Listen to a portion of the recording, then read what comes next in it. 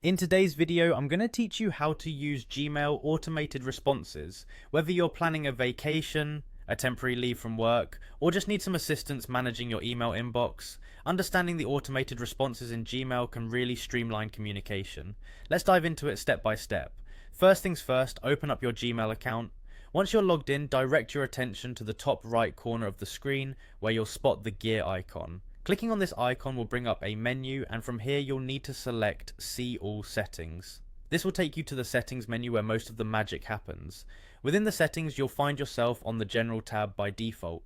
Scroll down through this section until you reach the Vacation Responder option. This feature is what we'll be using to automate your responses, particularly if you're going to be away for a period of time.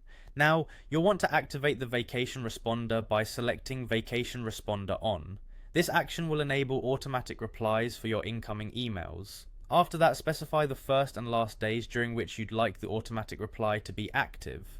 It's essential to set these dates accurately to ensure your responses are sent only within your desired time frame. Next, you will need to compose the content of your automated response. This involves entering a subject line and the main message you wish to send in your absence. Try to keep your message concise but informative, letting people know your return date or an alternate contact if something urgent arises. Gmail also gives you the option to select who receives your automated responses. You can choose to send them to everyone who emails you or limit responses exclusively to the people in your contacts. This choice can add a layer of privacy and relevance to your communications. Once you've configured all these details, don't forget to click Save Changes at the bottom of the page. This is crucial for ensuring that all your settings are applied and your automated responses are good to go.